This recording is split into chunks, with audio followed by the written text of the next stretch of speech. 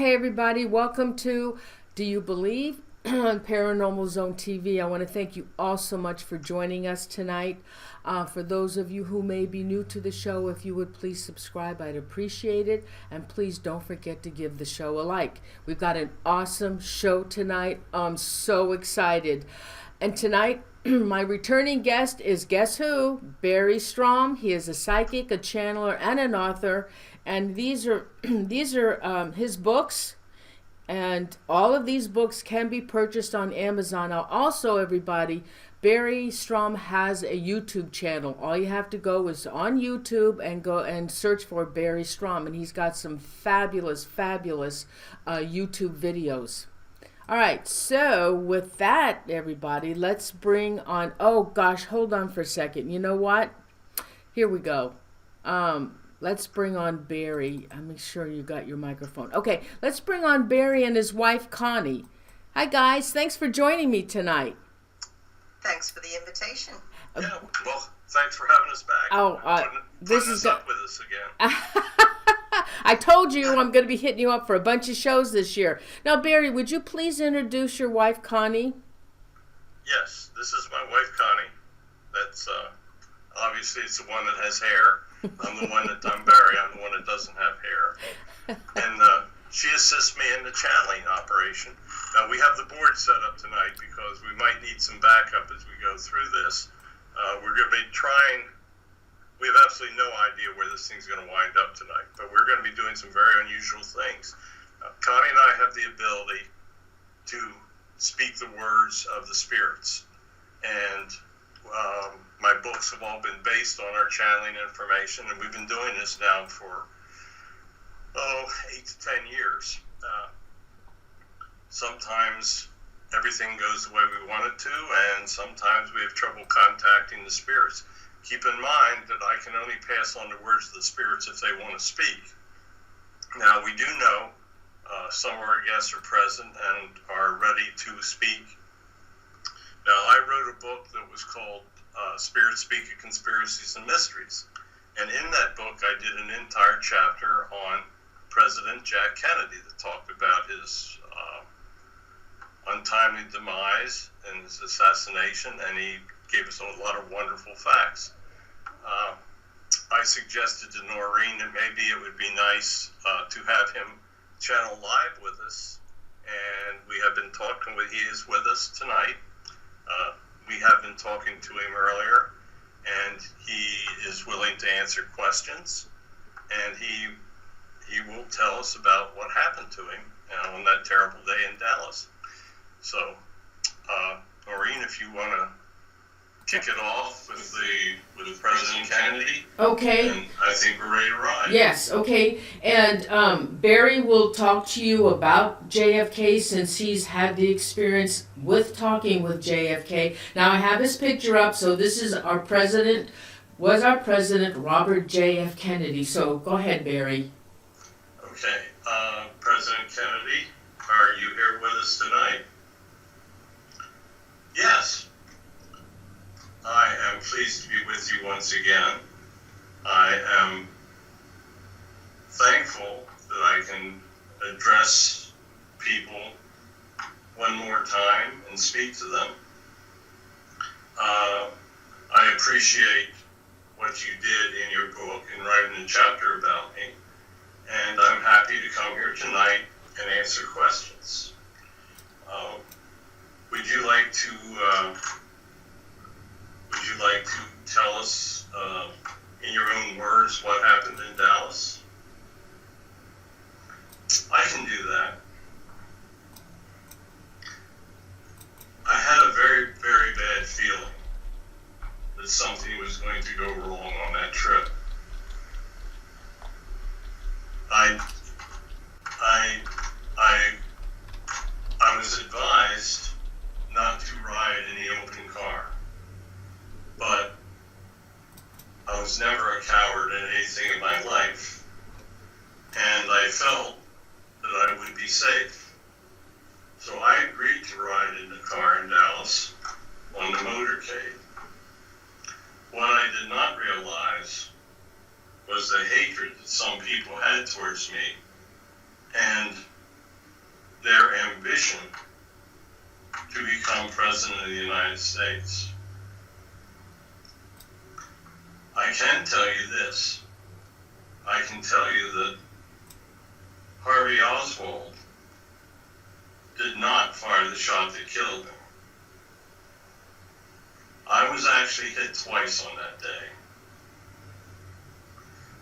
The main shot was fired from the roof over top of the book depository.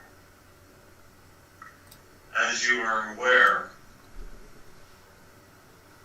the police believed that Oswald fired the shot from the 6th floor. In fact, the shot was fired over top of the window where he was supposedly hiding at the time. The shot that first hit me was actually fired by an individual by the name of Frank Sturgis. I was then hit with a shot fired from the vicinity of the grassy knoll. By the time I was hit by that shot, I was already unconscious. I have no recollection of what happened after they sped away from the scene. Once I arrived over here, I became aware of what had really taken place. The entire scenario was arranged by my vice president, Lyndon Johnson. I had told him previously that he would not be on the ticket during my second term as vice president. Apparently that triggered his fear that he would never become president, along with some of his criminal friends and individuals associated with our Secret Service. They put together the plans for what happened to me in Dallas.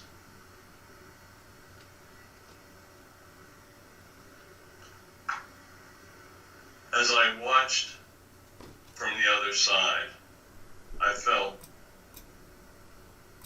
immense pity for my wife and as she observed what was taking place.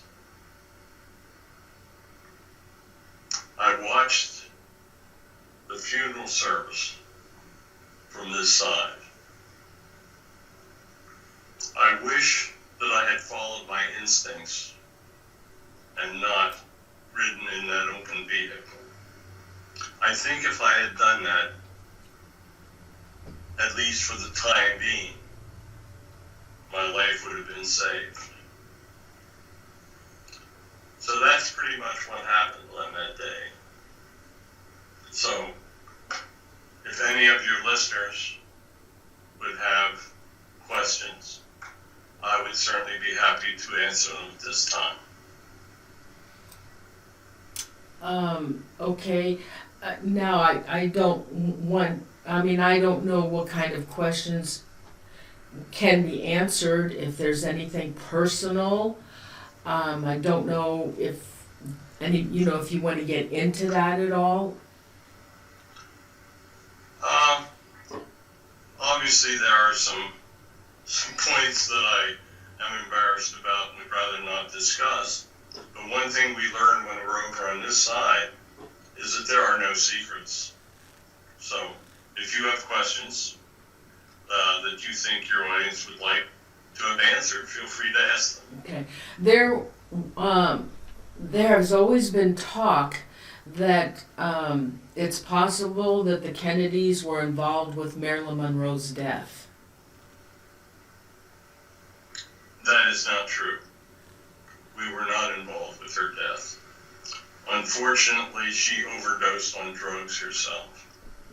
Marilyn was a wonderful person, and I see her spirit on here on the other side. But you can rest assured that we had absolutely nothing to do with her passing.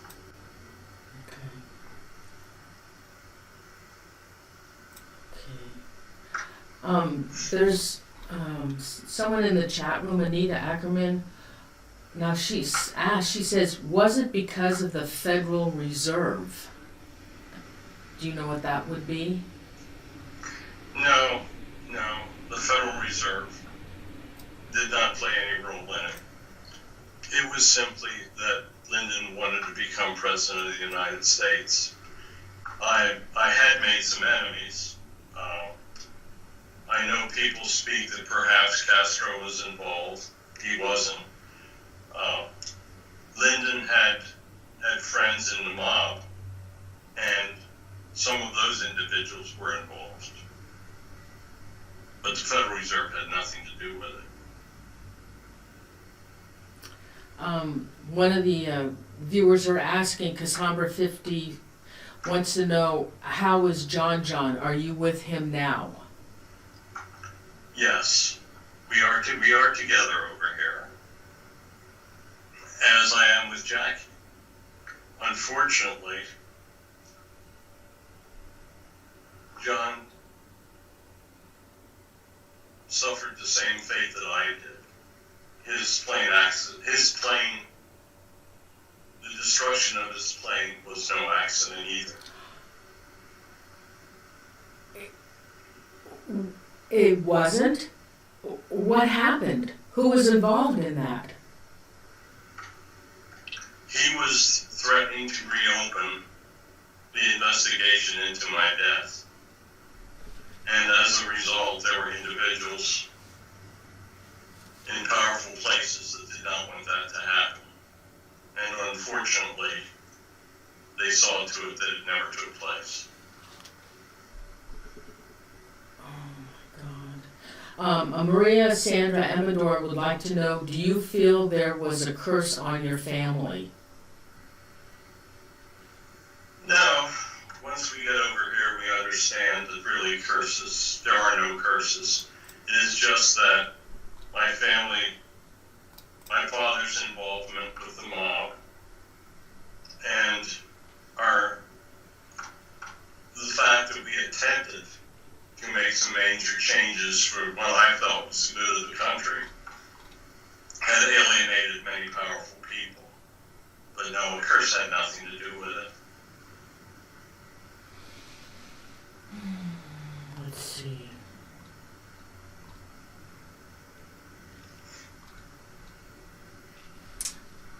Is there anything that you would like to share? Anything else that you would like to share with the viewers?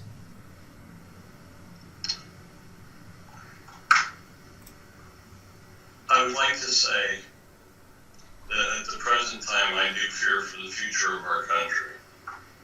The fact that current members of Congress have no ability to communicate with each other or compromise has the potential to create great havoc in our political system. I would hope that the current leaders of your country can see fit to govern instead of to continuously argue. I tried to compromise, and I tried to do things for the people when I was in office. Unfortunately, those in power ended my life. Let's hope that those in power today will be allowed to continue to govern. and hopefully cooperate with each other. Another viewer would like to know, Maria Sand Amador would like to know, do you want your case to be reopened? It would do no good at this point. So many years have passed. Books have been written that essentially tell the truth. Barry's book, he wrote the truth in the chapter about me with much more detail than what I've said tonight. So the truth is available if people want to go read it. I really feel nothing would be gained by opening old wounds at this point.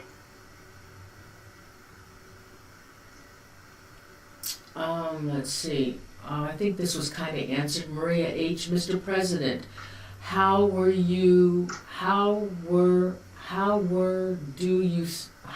see the direction of our country? And I think you already talked about that.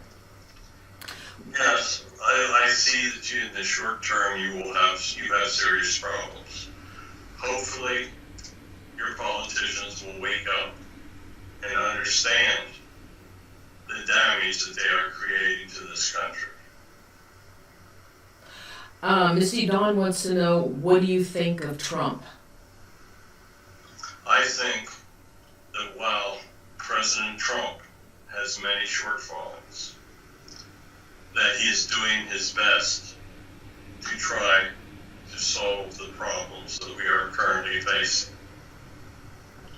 He is far from perfect, but I see him as an individual that is doing his best. Now, Anita Crockford, she said, were the Rothschilds involved in any way? And I'm assuming with possibly what happened to you. No. The Rothschilds and the One World Order people existed in my time, but in this instance they had nothing to do with it. This was simply greed on the part of Lyndon wanting to be president. And he had the ability to carry out the act that made him president. And what about, there was also talk about you being involved with the mafia. Oh, mafia, and what happened with Frank Sinatra and the Kennedys?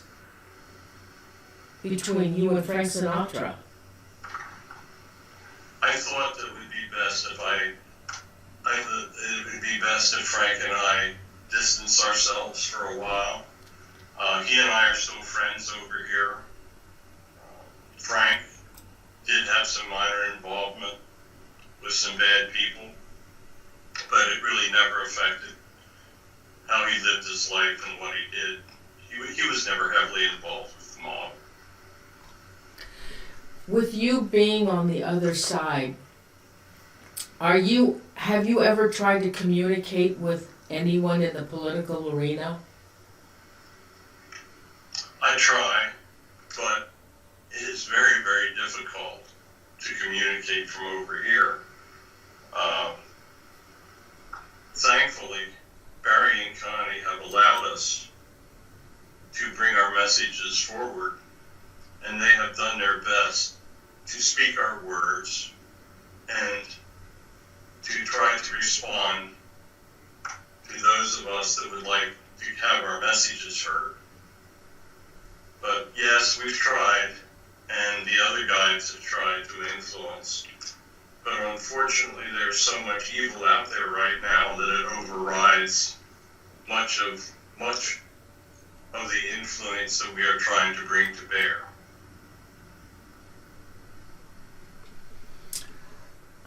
Let's see. Oh, Carl White wants to know, was your assassination to do with a UFO cover-up at all? No, that had nothing to do with it. We're all aware of the presence, and we realized that our agreements controlled us keeping it a secret. But I had no plans to disclose. There will be a time in the near future that disclosure will be made. But no, that had nothing to do with my death. Why did you want to hold back the information on UFOs and aliens to the country? There were multiple reasons. The main one was that it was against our agreement with the extraterrestrial governing committee.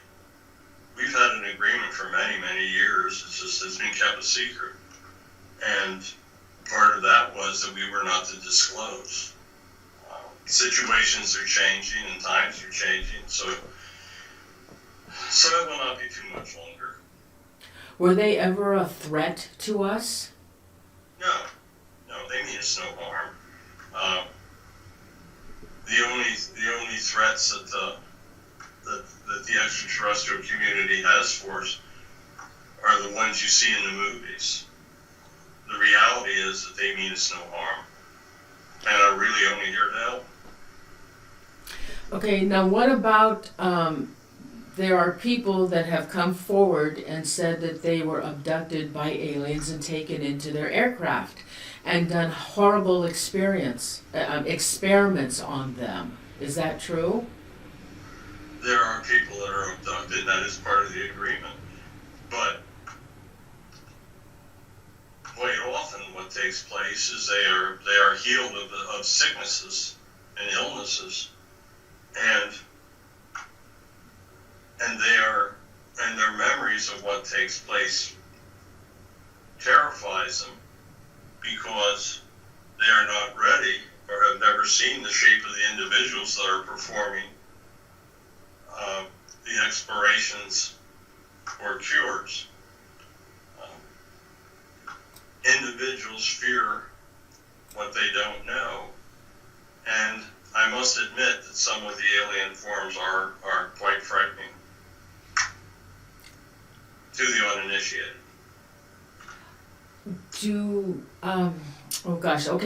Maria H. and several other viewers want to know, will you ever reincarnate? Yes, I will come back at some time in the future, but I will wait until I know that I can accomplish some good with my next lifetime. But there will definitely be a time that I return to Earth. What would you like to do when you come back on Earth?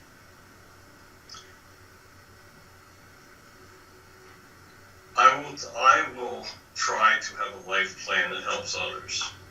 That may be through politics, it might be through religion, that will be determined. My guides will consult, and they will select a path, and I will decide whether that is what I want to do. But I do know that when I return, I will devote my life to trying to help others. I've always been curious about the White House. Is it really haunted by Lincoln and the Black Cat? Not just Lincoln and the Black Cat. There are many, many spirits in that house. They're all relatively friendly, but as in most homes, there's a much larger spirit present than you can ever imagine. Why do you think they haunt the White House? Well, they come and go. I like to go back and see what's happening.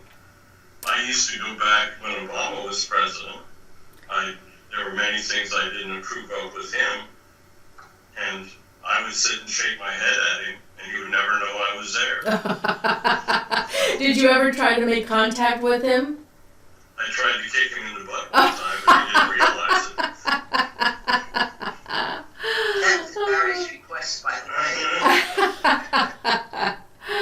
Oh my goodness. I just want you to know that everybody that's in the chat room have all sent their love and praise for you and said that you were the most wonderful president we've ever had. And I just want you to know that. Well, thank you very much. I certainly appreciate hearing it. Although I had my flaws when I was president. But that being said, all of your presidents have had flaws. So I guess I was no worse than many of the others. But I certainly appreciate the prayers and all the love that people have sent to me through the years. When people pray for you, do you hear that? Yes, absolutely. When prayers are directed, the spirit to which they are directed generally can hear. As far as your son John that was killed in the airplane crash, did they ever look into the investigation as to what really happened besides airplane or pilot failure? No. There were powerful people that kept everything covered up. There was never even a suitable investigation of it. It's very sad. And John is still very upset over it. Oh, so are we. Do you think that they want to keep the Kennedys out of the White House? There are certainly people that would rather not see a Kennedy come back into power. The politics of the family has changed through the years. And I really don't foresee in the near future anyone in our family that would be capable of winning the presidency. Okay. Death Bunny, we've already talked about Sinatra. Okay, I don't think there's anything else that you did not cover through the channeling. I want to thank you very much for coming through Barry. It was a pleasure to have you, and hopefully we can talk again. Yes, I'm available. When I came through for Barry previously, I was not aware of their elevated status when on the other side, and I was certainly, should he ask me to come back, I would be more than pleased. He is one of the few people that really do speak the truth of our words, and we are honored to have Barry and Connie speak for us. So, yes, should you wish for me to come back, I would be happy to do so. Thank you. I want to thank you for requesting my presence. It's always an honor to be wanted and to be remembered. God bless all of you, and thank you for listening to me tonight. Thank you, and God bless you. Indeed. He said good night. Good night. Okay. That went well. Wow. He's Wow. impressive, isn't he? Yeah, he's a wonderful person. Great energy. Before the show again, when we interviewed him the first time, I mean, I was blown away. And it's really, we were fairly new to what we do at that time, and I was blown away by the fact that we were actually talking with the former president of the United States. And I said, how would you like me to refer to you as Mr. President? And he said, no, just call me Jack. Oh, really? Yeah, so I asked him before we came on tonight, I said, okay to still call you Jack? And he said, absolutely. When you do your channeling, and you were in touch with JFK, how do you confirm that you're actually talking to him? I've been with him before, and I could feel the energy, and I knew when Laura, we started off with our guide, master guide Laura, and she doesn't, she says, President Kennedy's here, he's here. Wow. Have you ever tried to contact President Johnson? He's not available. Oh, okay. He's not in the high enough level on the other side to be allowed to communicate. Okay. No, He's obviously not as elevated as Jack Kennedy. No, he's paying for what he did. Interesting. Wow. All right, okay, so the next one I'd really like to talk about, because this is a case that's very strange and mysterious. And I didn't want to have to get into too much explanation, but I've got some pages here. I'll try and read them as fast as I can. So Barry, will you listen to the story I'm going to tell about? It's called the Yuba City Mystery, and it's about these five young men from Yuba City. So let me go ahead and tell the viewers, because I know some of you probably don't know this case, but this is one that I really, really wanted to know about.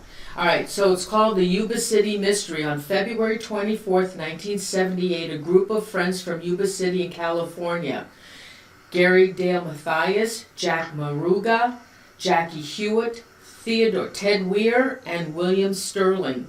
They set out on a trip to watch a basketball game, and they left when it was finished, and then somehow drove up a mountain into the wilderness, and then they were never seen again.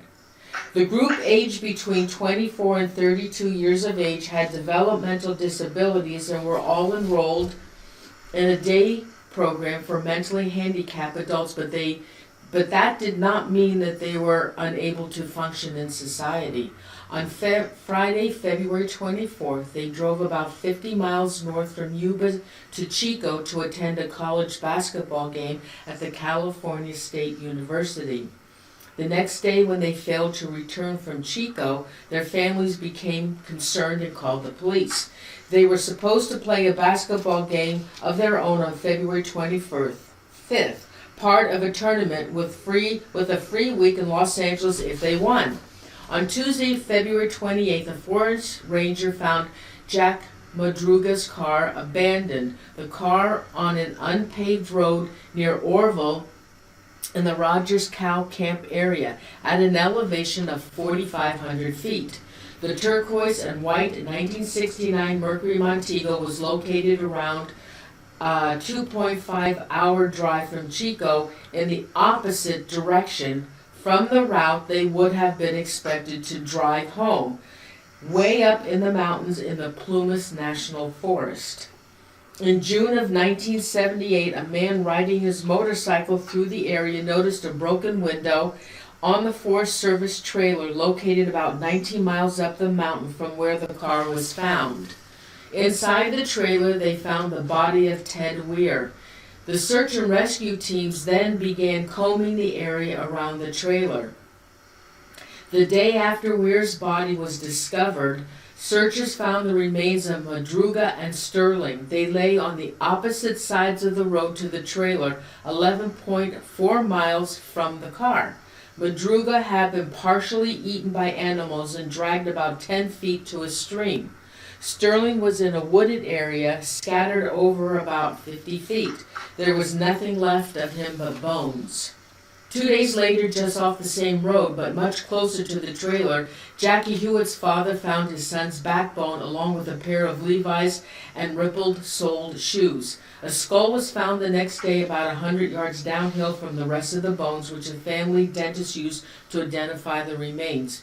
Hewitt's remains were located northeast of the trailer, like Sterling's and Madruga's, northwest of the trailer about a quarter mile away. Searchers found 3 wool Forest Service blankets and a 2-cell flashlight laying by the side of the road. The flashlight was slightly rusted and had been turned off. They found no sign of Gary Mathias. His shoes were inside the Forest Service trailer, which suggested to investigators that he might have taken them off to put on Wheeler's leather shoes, particularly since Weir had bigger feet and Mathias' feet might have been swollen from frostbite. Although the men's bodies were heavily decomposed, autopsy results determined that they died likely from exposure. It appeared that Ted had lived 18 to 13 weeks after his disappearance based on the length of his beard and around 100-pound weight loss. He weighed just 120 pounds at the time of his death. Several bed sheets and a shroud were tightly tucked around his body, indicating that someone else had been with him in the trailer, as he could not have bundled himself in this manner. Now the story gets weirder. Inside the trailer were heavy clothing, matches, playing cards, books, wooden furniture, and other materials which could have been easily used to start a fire. But there was no attempt to start a fire despite the freezing temperature on the mountain. A propane tank connected to the trailer could have been provided as a ready source of heat and cooking fuel, and it was completely untouched. A storage shed outside had a year's supply of sea rations. The men consumed 36 of the meals but left the majority of them untouched. In addition, there was a huge supply of freeze-dried meals. One of the sea ration cans had been opened with an army knife, a P-38 can opener, which most likely belonged to Gary Mathias. There were so many unanswered questions on this case, and it remains unsolved to this day. So, I have many questions about this. Now, do you want to try and contact one of them before I want you to ask the question. All right. I want Laura to answer. First of all, I want to know what the heck. They found 4 bodies, but they did not find the 5th person, Gary Mathias. What happened to him? Why didn't they find his body? Then I want to know, why did the men get lost that night and end up in the mountain? Were they forced? Let's say one. All right. Okay, what's the first question? All right. What happened to Gary Mathias? All the bodies were found except for his. Mathias was the last survivor of the group. He is the one that covered up the body in the camp building. After his friend passed or died from the gangrene that had set in, he attempted to leave the area, but he was disoriented and fell into a deep ravine, and his body was never found. Interesting. Okay, why did the men get lost? Why did you get lost that night and end up on the mountain?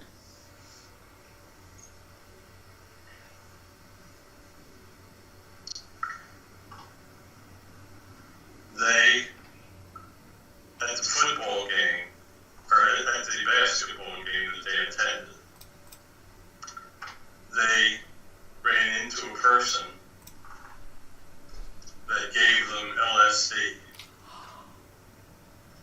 And they all participated taking the drug and were hallucinating. They actually thought that they were headed home, but found themselves in the wilderness area and were highly disoriented from the drugs. Okay. And there was a question as what happened around the car? The car was left open with gas in the tank and in working order. Why did you leave the car? They felt that help was nearby. And once they started, the drugs that they had taken influenced their lack of rational decision making. They felt, basically they felt that there would be help nearby for them. But why didn't you just stay in the car and let the car keep running with your maybe headlights on? And there was a flashlight that was found around the car. Why did you? They imagined that they saw lights in the distance, and they walked towards what they thought were lights, but they were hallucinating. Did you still have the keys with you to the car? You're not talking to the spirit, you're talking to the guy. She's saying, Laura's saying, that she's not sure about the keys. Okay. So the all five of them, were they all five together, and they ended up 19 miles from the car toward that trailer? She's saying that it was amazing that they could get that far in that weather condition. Absolutely. But What? she said the drugs gave them extra strength and endurance. Why did they stay together? Why did they stay together? Why didn't they stay together? All five of them could have ended up in the trailer with heat and food. Two of them, she's saying that two of them ran out, that the weather got to two of them before they got to the trailer, and that they died of exposure. All right, so Gary was inside the trailer with Ted. They could have had heat. There was plenty of food. Why didn't they do that? Why didn't they eat and heat?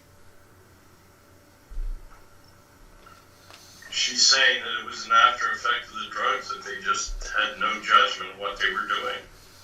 That the drug, that because of their initial mental instabilities, that they just became totally irrational in their actions. Okay. Cassandra 50, that question was already answered. Her question is, why did they leave the car? And did they have a breakdown or out of gas? So. What they're saying is that there was a snowdrift, that they got it stuck in a snowdrift. Okay. Was there any possibilities of all, Cassandra wanted to know, of seeing a UFO, or was it just strictly the LSD? No, it was strictly the drugs. Okay. She said there was no alien involvement here. All right, well, those were the questions I had about that case. Okay. So thank you.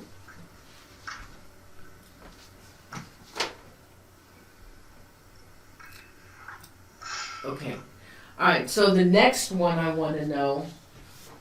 Okay, now you do know you have some other guests here to talk to you. Oh my God, I don't want to be rude. Is it part of that case, the Yuba City? No.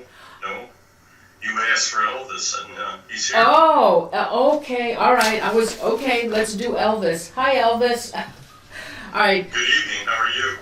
Oh, believe me, I'm doing great. Or can I just I just want to talk a little bit about Elvis, about you before I start, okay? Let me find Elvis. Okay, here we go, guys. All right, I'm just going to talk a little synopsis on Elvis. Elvis Presley was found dead on the floor of his bathroom in Graceland, Memphis on August 16th, 1977. An investigation and autopsy found that he had crawled several feet from the toilet before he died.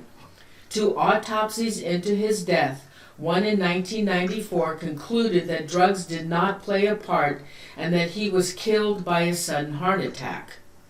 Now, there are many theories surrounding Elvis's death. Elvis' ex-wife Priscilla, who he divorced in 1973, said Elvis knew what he was doing with his drug addiction and he refused to accept help from the people that he loved. Priscilla believed Elvis wanted to die. Elvis was intent on suicide and had left 2 notes to the effect shortly before he died. In discovered notes to his friend and road manager Joe Esposito, Elvis wrote, "I'm sick and tired of my life and I need a long rest." A considerable number of people believe that Elvis the King did not die in 1977, but went into hiding for various reasons and is still alive. That he faked his own death. There were reports at the time that a black helicopter landed at Graceland just before Elvis's body was discovered. There have been so many sightings of Elvis all over the country. Some believe Elvis was connected to the mafia and may have faked his death in order to escape the mob. A Gail Brewer Giorgio, the author of the 1988 best-selling book Is Elvis Alive, said in an interview with Time that she poured through thousands of FBI documents to come to the conclusion that Presley was an American hero, had to go into witness protection. She said, "Do I know if Elvis is alive today? No, I don't," she said, "but I know he did not die on August 16th. Apparently, he was friendly with mobsters and used to help the FBI, and when the criminals found out, he had to go in underground forever." Okay, Elvis, tell us. What happened? He's laughing. So you have passed on. Well, if I wouldn't be speaking to him like this, we'd have him. I'm just saying. And he's also saying, what a bunch of bullshit. Really? Oh, so this oh gosh, what's the woman that wrote that book? That what's her name? Oh God. Oh, Gail Giorgio. Now she's the one that was saying that you did not die on August 16th. Why do you think she's saying that? Money. Oh. She's saying no. I did die of a heart attack on that day, and yes, it was the result of my drug addictions. I regret so much that I let drugs become such a big part of my life. But after losing Priscilla, things just spiraled downhill for me. I had tried to quit, but by the time I tried, the damage was done to my heart.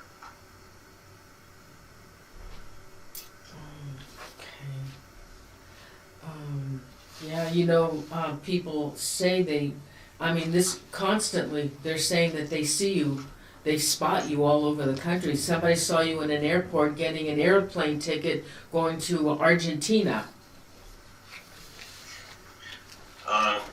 No, they didn't see me, and they didn't see my ghost, so I'm not sure what he was drinking, but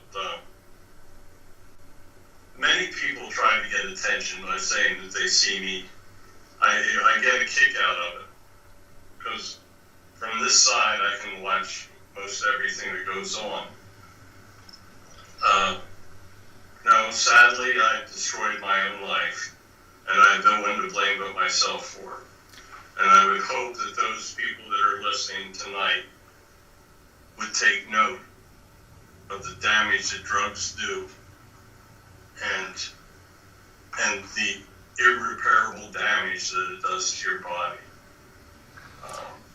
I lived a wonderful life, but my depression got the best of me, and that was why I turned to drugs. You had so much go. I know you were very upset. I had read that you were not happy with the movies and the scripts that they were giving you, that you wanted more. Now, I'll tell you that one movie you did a really great job on was, that song. You played, I think, the son of an Indian woman. I think I can remember that. Anyway, you did do several really good movies. Were you upset about that? They weren't giving you good scripts? Well, I was upset, but I now understand why it was taking place. The people behind the scripts were understanding what I was doing to myself, and they feared that if something would happen to me in the middle of a movie, it just wasn't worth the risk of the financial loss of it. So I take full blame for what happened to me. I'm sorry. I wish that I could have gotten my act together, but unfortunately I did not. It's a lesson that I've learned, and I guarantee when I come back it will not happen to me again. Maria Amador wants to know, if you reincarnate, would you like to come back as a singer or something else? No, I've had enough of this. I think if I come back, when I come back, I will try to do something in public service. But living the life of a star and a famous singer one time is enough. What about you and Anne Margaret? Anne was a good friend of mine. Yeah, she was quite beautiful. Oh, she is Absolutely. quite beautiful. Oh gosh, I had some questions for you. Okay, let's see. Oh, Unique Andy wants to know, why did you? Let's see. Does he jump bodies to help? When you jumped around, did that help you with your singing of your songs?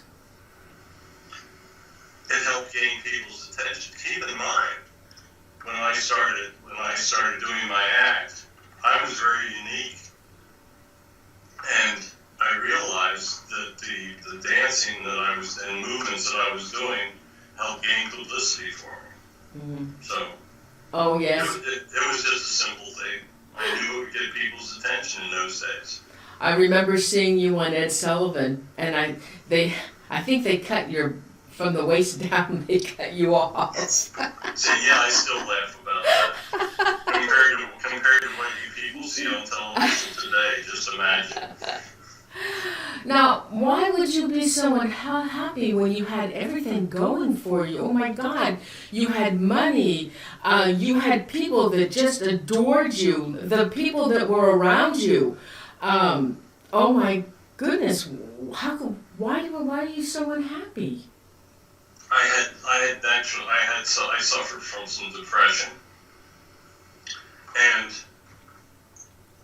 when my personal relationships fell apart, I became more and more depressed and turned to the drugs. And once the drugs controlled me, I pretty much lost control of my own emotions, and it was just a downhill spiral. One of the viewers wants to know, Randy77 wants me to ask you, after you died, what did you see? And did you remain earthbound? No, when I died, my family was waiting for me. I think they all knew that it would not be long before I was joining them. That my passing was similar to anyone else's. I have returned on many occasions to Earth. Once one passes over, that is an ability that you have, but I never was what you would call earthbound. Once I got to the other side and saw how wonderful it was, I just wanted to participate in the joys of heaven. Do you sing on the other side? Oh, of course, I sing all the time. I always loved singing gospel music. Right. And now that I'm over here, I understand just how important gospel and songs of praise for our Lord are. I wish that type of music was much more prevalent today. You know, they just showed recently, they're going to be showing, they talked about this, showing that special, where you got up on a round stage and I think you were dressed in black. I remember seeing that on television. You know, people still adore you. And do you get the messages from people on Earth how much they still love you? Yes, I still enjoy all the attention, even though it's not that important to us over here.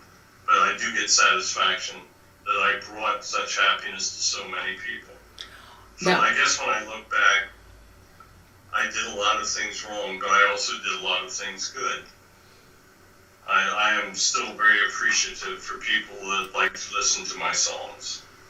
And your birthday is coming up January 8th.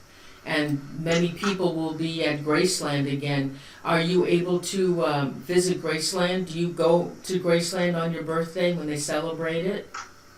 Yes, I like to go back and watch the people. I laugh because they don't realize that I'm standing among them. Just stop and think what they would say if all of a sudden they realized that I was standing among the people coming there for my birthday. I get a good laugh out of it. Do you have any kind of connection with Priscilla and your daughter still? Are you able to show them that are you still around them? Do you still go around them and like protect them? Yes, I try to watch over them. I try to guide them. It's very difficult when you're on this side to get your messages through. I've tried to leave signs for them, but they often just don't see them. But no, I still try to watch, and I still love them very much. I think your daughter or Priscilla, I don't remember, one of them, they sold some royalty. They sold something. I don't know if it was your music that they sold or part of the mansion. Are you saddened by the way they're handling the affairs of the mansion and your music and everything? No, that's up to them. They're behind, and they have to do what's best for them. It's been so many years now since my passing that they should do what's best for them. Misty Dawn, our viewer, wants to know, Elvis, what was it like to meet your twin? Well, once you get over here, souls can look pretty much alike. But yes, it was very exciting for me to meet up with my family when I came over. So even though he was stillborn, does he have a body? How do you see him? In what form do you see him? Even though when you're stillborn, the soul advances, and it takes a bodily form.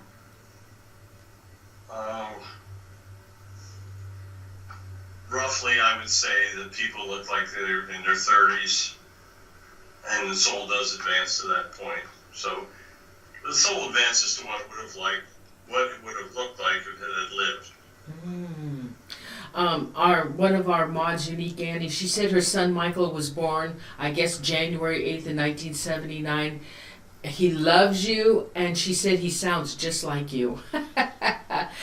When you see, have you tried to reach out, like Richie Valens and all the other singers that were also great and people adored? Are you ever able to be next to them or talk to them or sing with them? Oh, of course, we see each other all the time. The drugs took a terrible toll on the members of our industry. So many of us died at an early age. It's so sad what drugs have done. I see Janice. I see many others. Sadly, people keep joining us because of these damn drugs. Let's see. Lisa Johnson wants to know, what did you think about Lisa marrying Micheal Jackson? I saw it. It really didn't bother me. I figured if that's what made her happy, that's what she should do. And Michael and I are still friends over here. Michael's a good soul. He made mistakes as I did, but he's here. He's actually here with me tonight, and Michael is a very good friend and a good soul.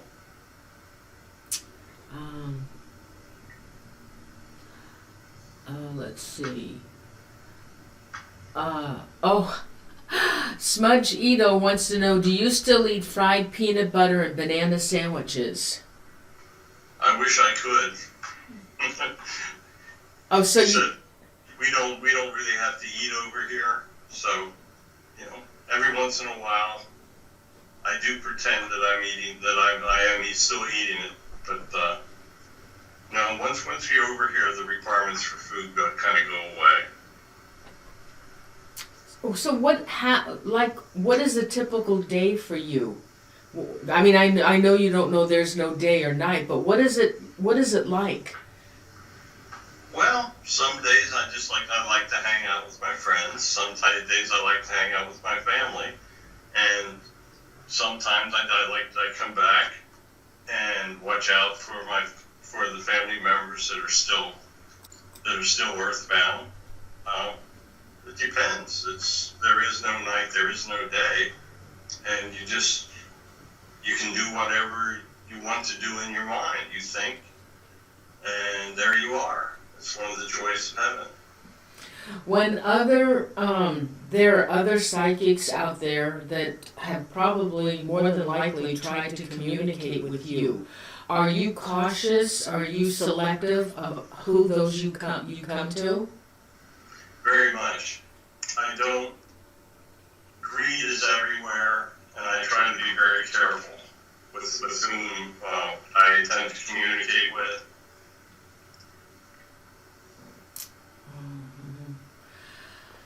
Oh gosh, I don't have any more questions for you, Elvis.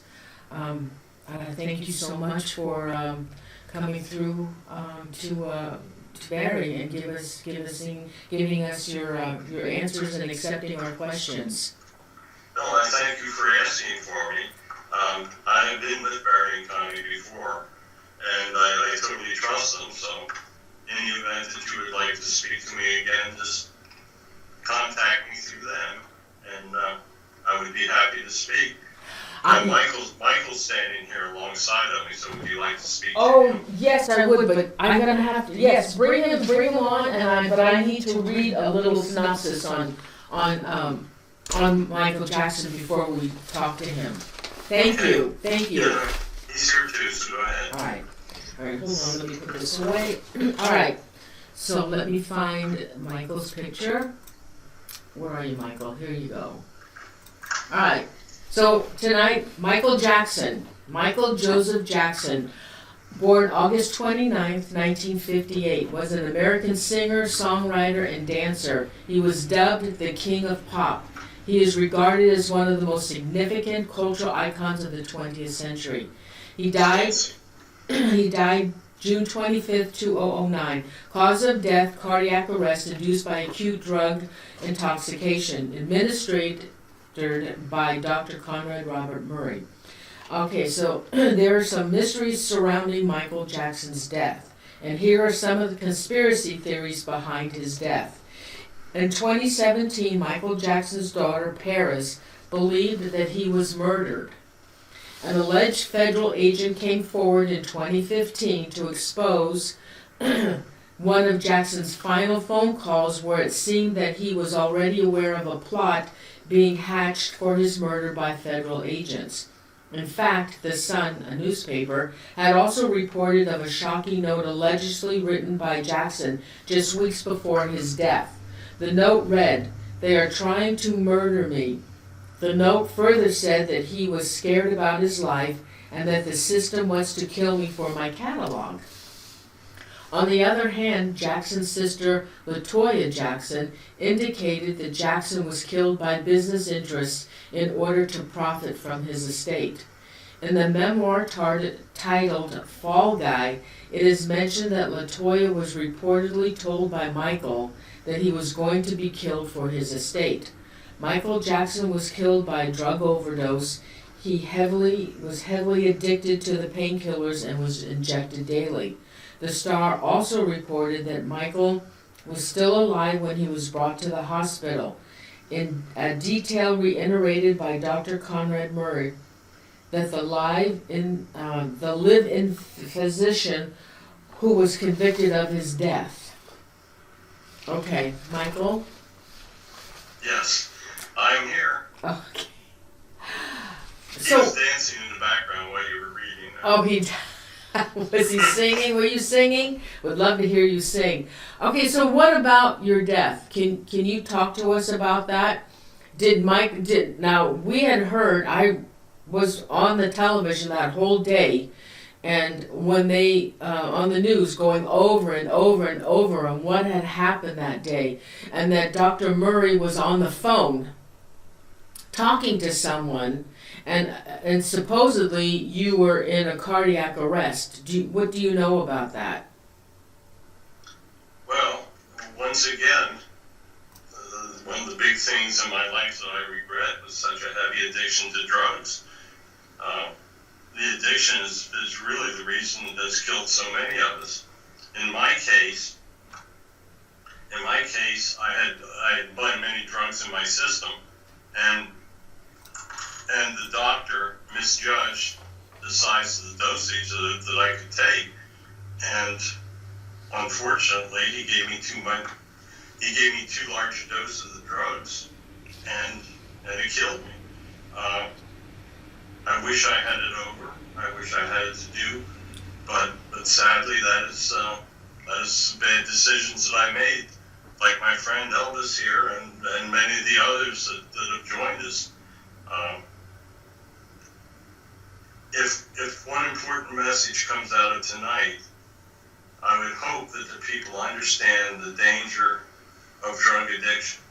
It has cut so many of us short in our lifetimes, and has destroyed the joy that we should have felt at our success. But sadly, that's the answer to the question. So you don't think he did that on purpose? No, I don't think he did it on purpose. As I became more and more addicted, I became more and more paranoid, and I would see danger in places where there was no danger. Well, now, what about your daughter Paris? She's convinced that you were murdered. Well, I guess in one sense I was, because I was given an overdose of drugs, but I don't think the intent was there. Well, she had mentioned it was a group by the name of Illuminati. No, much. The Illuminati are blamed for much, but there was really no real reason why they would want to be dead. I think the reasons many people tried to overcomplicate what happened in my death, but if I had not been addicted to drugs, it would not have happened. Well, I'm not saying that somebody might not have wanted to kill me in the future. You can't predict that. But I do know what the cause of my death was now that I'm on the other side. Okay, Michael, but also your sister, LaToya, says that you were going to probably be killed for your estate. There was a lot of fighting in my family over the estate, that is true. But I don't think that any of my family members would have really carried it out. I believe did you lose that estate? Did somebody take that over because you couldn't make the payments anymore? I was heavily in debt at the time. That was part of my depression that led to more and more drugs on my part. But sadly, it all comes back to the addiction problem. It ruined my life. It ruined my financial status. It made me make bad decisions. What more can I say? All right. Well, now also, an alleged federal agent came forward and said in 2015 you had a phone call with this agent saying that you believed that there was a plot that you were going to be murdered by federal agents. Yeah, that was all my paranoia. Oh. I saw danger in places there wasn't any danger. That's what I just told you. Oh, okay. Now, what about your music catalog? Wasn't that music catalog mostly the Beatles music? Some was, but not most of it. I thought that I did a lot of very original music on my own. How did you, now you had the rights though to some of that Beatles music. How did you get that? My manager negotiated a very smart deal at the time. And there was a big fight with you and the Beatles, correct? That is correct. And so what happened to that music? Was that music sold? Did somebody buy that music from you? It was eventually sold, yes. Was it Sony Records? Or your family sold that after you passed, right? Yes, that was part of my estate. That was where some of the real value, my remaining value was in that, and it was sold to a record company. Can you tell us about when you were growing up?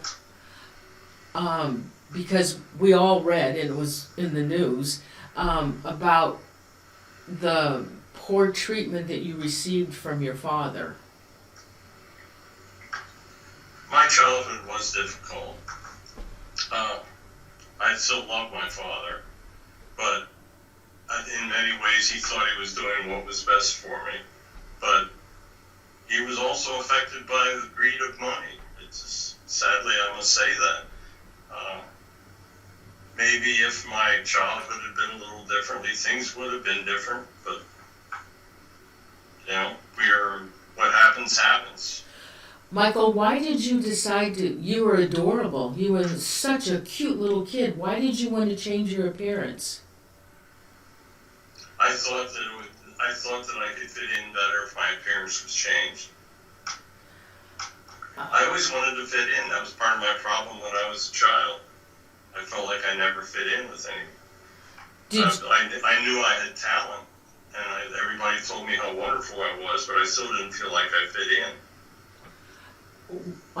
Now, you supposedly had a skin condition, or was that you wanting to be a lighter color? That was me being a lighter color. We made that story up. Oh, you wanted to be a lighter color. Correct. Okay. Why did you marry Elvis Presley's daughter? I loved her. Oh, okay. How come it didn't last? It wasn't very long that you guys were married. Unfortunately, we were in many ways opposites. But I did love her, that was true. How come you never remarried? Because I still loved her. Oh. And as I became more addicted to drugs, my interest in having girlfriends or wives kind of went away. Have you seen your father? Yes, he is over here. Now, when you're on the other side, like, do you talk about your past when you were on Earth? Has he apologized to you? Yes, we've discussed it and we've made up.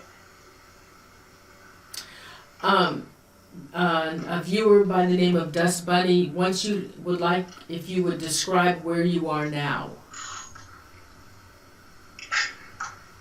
Are you talking about at this moment? Because I'm standing here with Barry and Connie. Oh, so you're right in the room with them. Okay. Yeah, that's why I watch them dancing. Oh, so when you leave Barry, when you leave Barry, where are you gonna go? I will go back up in my heavenly home. I'm with my soul family and friends up here, and keep in mind, heaven is all around you. So it's really sometimes you don't really go too far. With you being on the other side, are you able to know when a family member is going to die? Yes. Okay. Yeah, we do. We can anticipate what's going to happen. We have access to information over here that you do not have in your human life. Okay. Do you miss your life on Earth? Yes and no. There were parts of my life that I was, when I got married, I was very happy, but then when I became depressed when my personal life fell apart. I enjoyed the fans. I enjoyed the adoration. I enjoyed being idolized by people. But then I felt this intense pressure that I had to live up to expectations. So there were many good and many bad things about my life on Earth. Cassandra 50 wants to know, do you plan to reincarnate? Not in the near future. I probably will at some time. And if you do reincarnate, what would you like to come back as? I haven't really thought about it yet. I'm still kind of just enjoying my presence over here in heaven. I'm very happy with my friends here, and I really feel no rush to come back. And I do feel that when I come back, I'm not going to be an entertainer again. Now, do you have a choice? Of course, you have free will. You make up your life plan, you decide how you want to come back. So if you did come back and you wanted to be a famous singer like you were, would you also have that ability to write the songs that you did? You can have abilities when you come back. What you do with those abilities are part of your free will when you get there. Interesting. Is there anything that you would like the viewers, and there will be many other people watching this video, is there any kind of message or anything about your life that you would like to tell them, the life that you had on Earth? Well, I want them to know that I did make some poor decisions. I made some good decisions. I want them to know how much I still appreciate their love for me and the way that they still listen to my music. I want them to know that I love them and always will. And Michael, know that everybody loves you as well. And thank you so much for coming through to Barry and being a guest on the show. Thank you. Well, thank you for having me. It was a pleasure to be able to speak to people again. It's not something we get to do very often over here. Well, anytime you want to talk, let me know, and we'd love to have you back on the show. Thank you. Thank you very much. Thank you. How you doing? Getting a little tired. Oh gosh. Well, gosh. It does take something out of you. Oh, I'm sure it does. Okay, I've got maybe, can you do a couple more? Are you up to that? Let's try maybe one more. Oh, that's all? Oh no. How We've about... been at this for an hour and 20 minutes already. Oh, okay, but Barry. Okay, see, what I wanted to do... Barry, this is so... Oh, okay, well, I guess we'll have to do another show. Okay, what I wanted to do with Barry was the Sodder children. Remember? The Sodder children that disappeared in that fire? There was, I think 5 of them. And then the mystery surrounding the Jamison family. What happened to them? More mysteries than we're going to cover tonight. And then I wanted to talk about the West Memphis 3 as to what really happened. So, I can only do one more? Yeah, let's do one more, because what happens, I get tired, and I start having problems reading what I'm hearing. Okay. I have trouble putting the whole thing together. All right, okay. That's the best way to describe it. All right, so then, so we'll hold these for another show, okay? We got to do another one. Okay, so I want to know about the Sodder children. So let me find them. All right, hold on. Let me find the Sodder children. Nope, that's not them. Here, we're going to do this. All right, let me read this on the Sodder children. Oh, they want Memphis 3? Oh, no. Oh, I got to find out about the Sodder children, guys. We'll do Memphis 3 another show. All right. The Sodder children. About 1 a.m. on Christmas Day in 1945, a fire broke out in the Sodder family's West Virginia home. Both parents and 4 of their 10 children escaped, but 5 were unaccounted for. And their 10th child was away from home in the Army. When the father, George, attempted to re-enter the house to save the children, the ladder that was always leaning against the house was missing. And the cause of the fire was a mystery as well. George tried to drive one of his 2 coal trucks up against the house and climb in it to enter through the window, but neither of the trucks started when the day before they were both in working condition. Many people phoned the operator for help, but the call was never answered. The fire station was only 2 miles away, and the fire trucks did not arrive until 8 o'clock that morning, from 1 to 8. After the house burned completely to the ground, nothing was found. No questions were answered. No human remains were located in the remnants of the fire.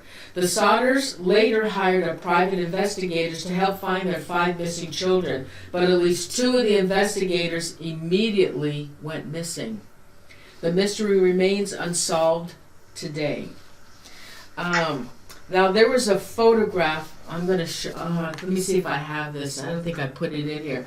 Okay, in 1967, there was a photograph that was received by the daughter, Jenny Sodder, of Fayetteville, West Virginia, USA, in the mail. She and her husband believed, actually Jenny was still alive. Jenny and the mother and George believed that their son Louis, who disappeared along with 4 of his siblings around the time of 1945 fire that destroyed their house, that this picture is him. Now I don't know if you can see that or not. Can you guys see that? No, we can't. Okay, no, not you. They believe that this picture, and it's on the internet, that was sent, they believe that this postcard was the son, and on the back of it, it said Louis. Now, George Sodder died in 1969 and Jenny in 1989. The majority of the people believe that the Sodder family perished in the fire that night, and the Sodders just couldn't accept it, or they refused to accept it. There were also those who believed that the kids were kidnapped and taken to Italy. The youngest Sodder child, Sylvia, who was only an infant at the time, is still trying to find out what happened to the siblings that night. So I guess this photograph was actually sent to Jenny in 1967. Okay, so are you able to contact anybody from the Sodder family?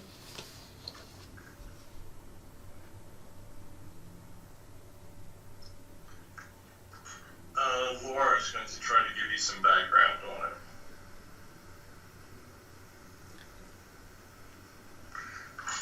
She's saying that the 5 children, the children that were believed killed, were not present in the house at the time the fire started. That they were kidnapped and were taken away, and that the kidnappers did the best they could to cover what was taking place.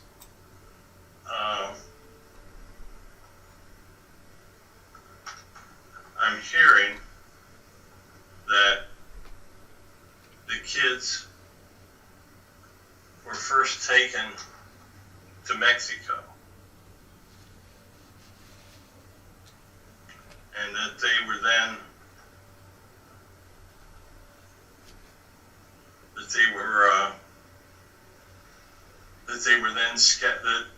then scattered through different areas.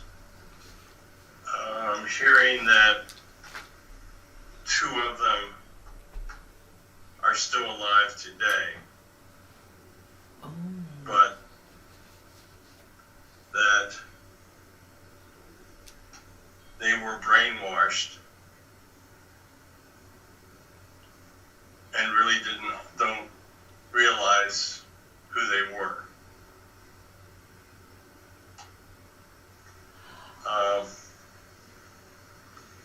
The culprits were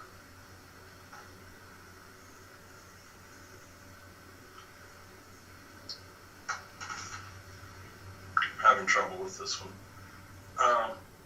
She's saying that there were friends of the family that were involved with this, and that there was money involved, and that the kids, they were taken that night and they were actually sold to others that took them out of the country. And that's why the bodies were never recovered. Okay? All right, the 5 children then, they were taken that night, Christmas Eve night. And the family didn't know they were gone? They're saying that it happened after everybody went to sleep. How did they get in? She's saying that they were friends, and that they had keys made, and that actually the children realized that they were friends and followed them out and did not understand totally what was taking place. And the small ones were carried from the house. Was the mafia involved at all? Because he was heavily involved with the mafia.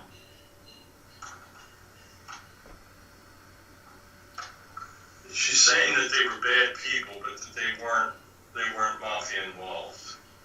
The Sodders, George and Jenny, were bad? No, the people that took the children. Oh. Was it a vendetta? I mean, why did they pick that family to steal the kids?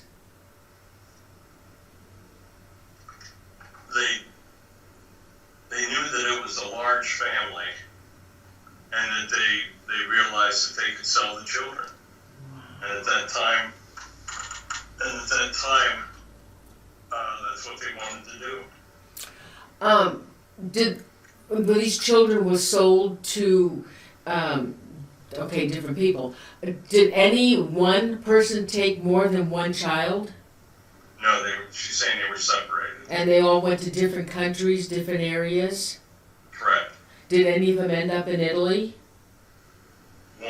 One.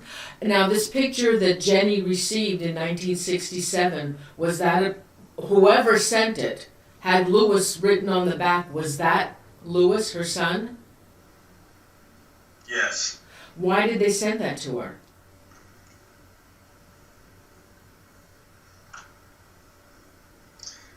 They were trying to taunt her.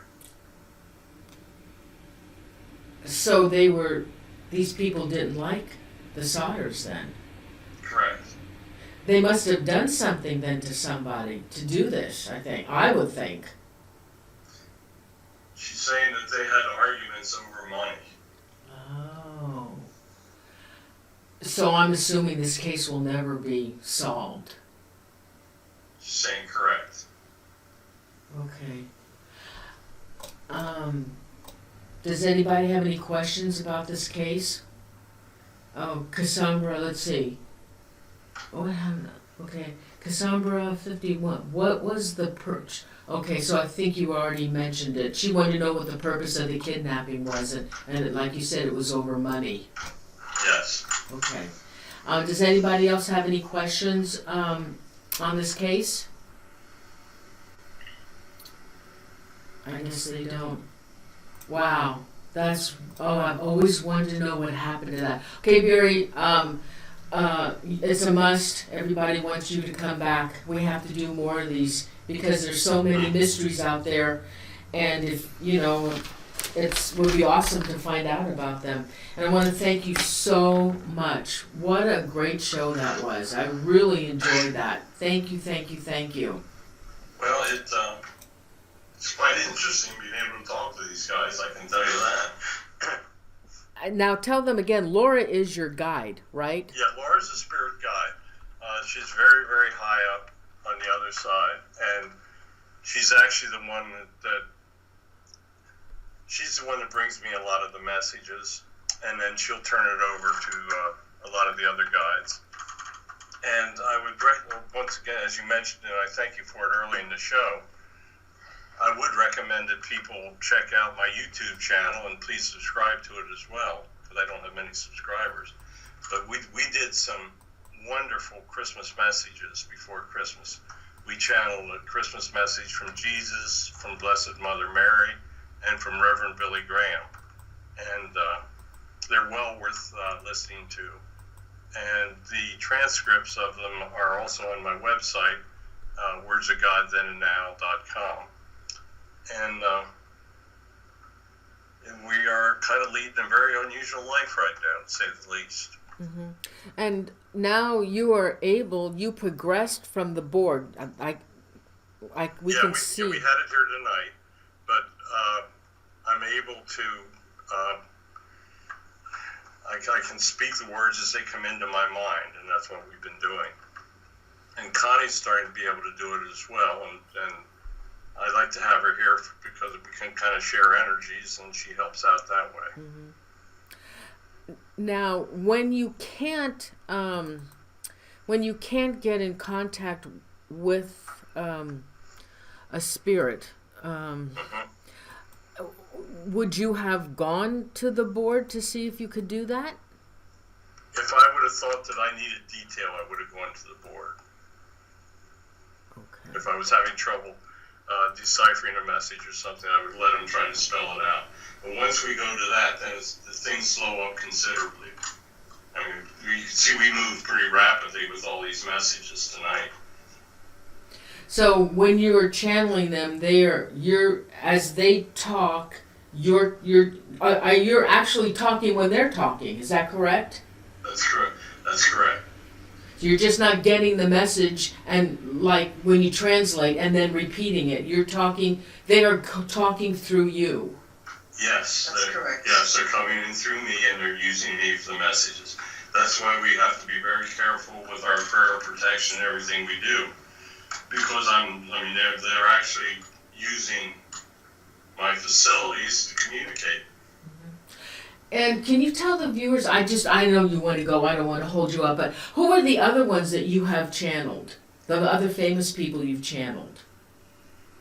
Well, we've channeled many famous people. We've done George Patton, George Custer. In my conspiracy book, we did 27 different conspiracies in that book, and that is a little commercial message available on Amazon. Spirit Speak of Conspiracies and Mysteries. But in that book, we did George Patton, we did Butch Cassidy, Billy the Kid. We did 27 different conspiracies in there. And many of them we channeled the spirits directly. Lately, what we've been doing, I have a new book coming out in May, and it's called Channeling the Life of Jesus, where we go through and we talk about the missing 28 years in his life, and give you the real truth in his own words about what took place in his lifetime. And it's a wonderful, believable, and understandable story. We've channeled with St. Peter, St. Timothy, Matthew. St. Paul, St. Augustine. St. Paul, Augustine. We've had several sessions with Billy Graham. Just many famous people. And we have the videos up of many of those on that YouTube channel, so people can go in and watch, make up their own mind whether they believe it or not. Absolutely. I'm the first to admit that 20 years ago, I would, if I watched somebody doing what I'm doing, I would say that he is full of crap.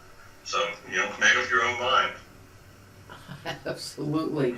Well, Barry, I can't tell you how thankful I am that you came on the show tonight. And Connie, thank you so much. And I look forward to another show with you, Barry, as always. Actually, we do have one we're going to be setting up. But I would like to do another one of these channeling shows on mysteries, if you would like to do that with me. Yeah, there's, as I say, they're often a little reluctant to do some of these mysteries because there's so much evil involved with it, and sometimes it's very difficult to protect yourself.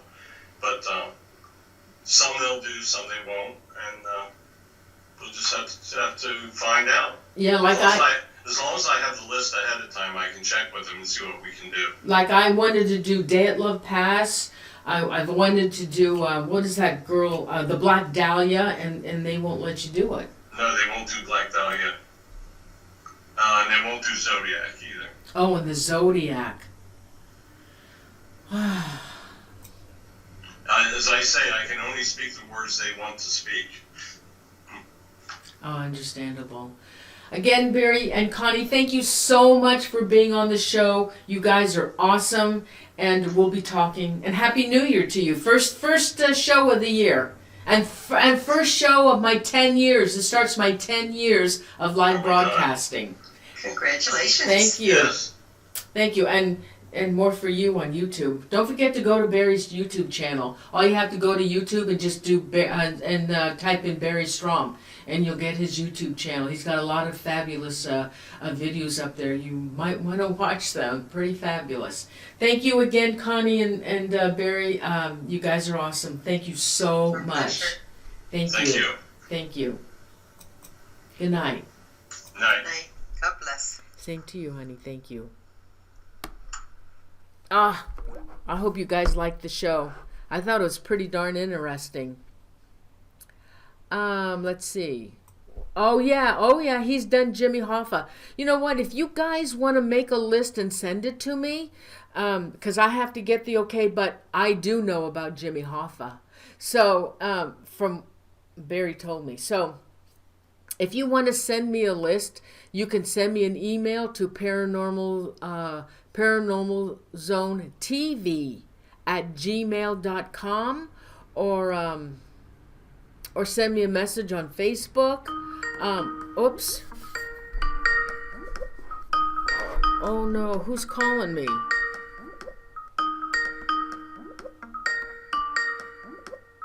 Who's calling me?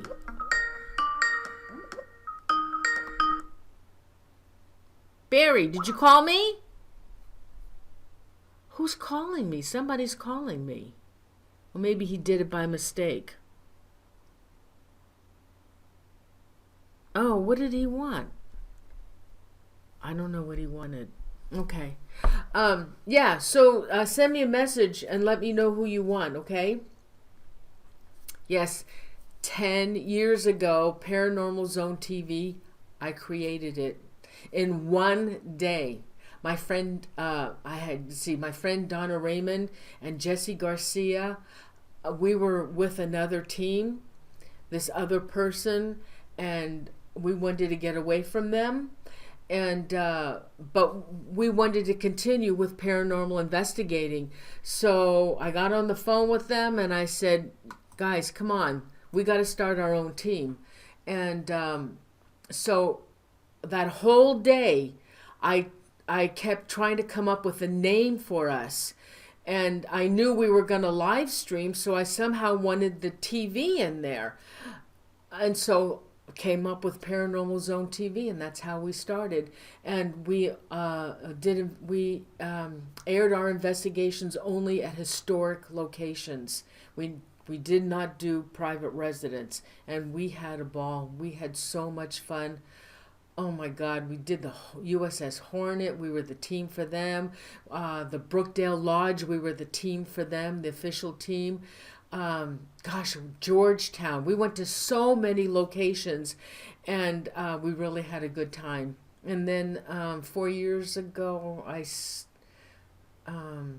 maybe longer than that, I stopped doing paranormal investigating. I had too many issues, too many attachments, and I just went into doing shows with people in the paranormal celebs. Authors are my favorite, those who have written paranormal books, and those also who own haunted locations.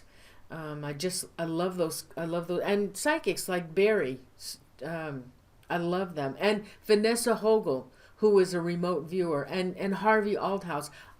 Everybody I've had on my show, I have so admired. And those who hunt Bigfoot. I mean, I think I've had some fabulous guests on the show.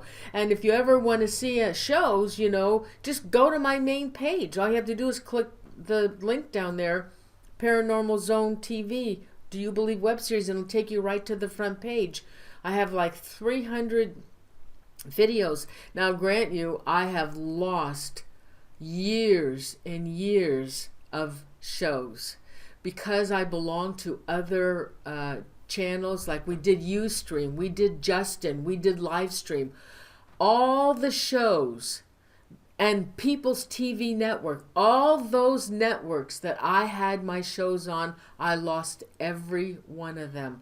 I would have probably had 1,000 videos. I didn't know. I didn't know that much about technology in those days, and I never downloaded my videos. And I used to skip around on where I would do a live show, and then come to find out Justin dumped Justin TV, and I lost all those shows. So anyway, that's why I only have about 300, because I lost quite a few. Anyway, so yep, 10 years. Hope there's more to come.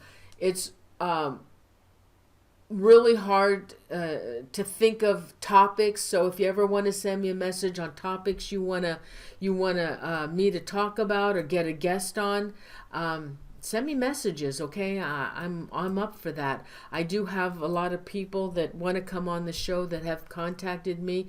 So we have shows, I think, through March or April. But anyway, Happy New Year to everybody. Thank you so much for being here tonight. I hope you enjoyed the show. Don't forget to go over to Barry's site and maybe subscribe to his channel. It's really hard to get subscribers, so anybody that's watching the show for the first time, if you would subscribe, I would really appreciate it. I don't buy views and I don't buy subscribers, so mine are all real. So let's do some shout outs, okay? And thank our mods, Royce Hinman and Unique Annie, for being here. Happy New Year to our mods, and without them you wouldn't have the great chat room that we have, and I so appreciate them. And also, I understand I got some super chat money tonight. What?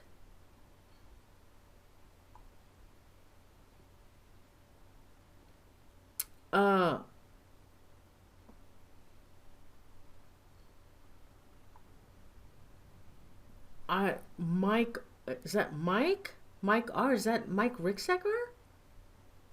Somebody gave me $50? Royce, was that Mike Ricksecker? And, I shouldn't have said the amount, sorry. And Aaron Brody, thank you so much. Thank you so much for the money. I really appreciate it. Thank you.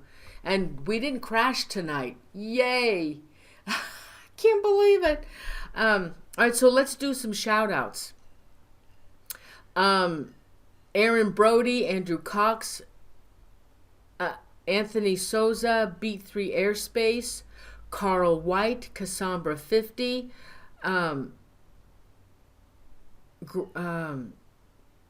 Graham Crosby, Chippa Terry, Dust Bunny, EQ, Katie Palmer, Misty Dawn, Nancy.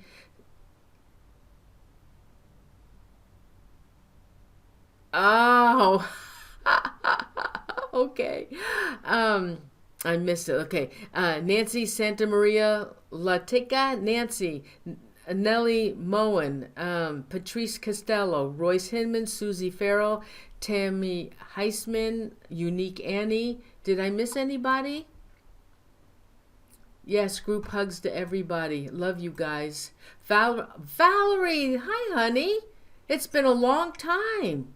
Valerie, Charlotte. I've known Charlotte for, 10 years. Zichi Keith, Cassandra 50. I think Cassandra, Carl White, there you are. The High Priestess. Awesome.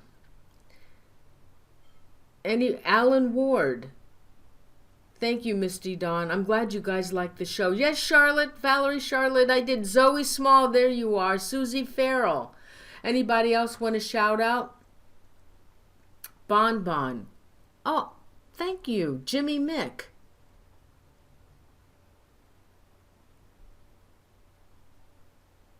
Anita Crockford. Lisa Johnston. Maria Sandra Amador. Yes. Shelley Sykes. Thank you, Aaron Brody. Anybody else want to shout out? You could also sign up for show reminders. I don't know if you did get my show reminder today.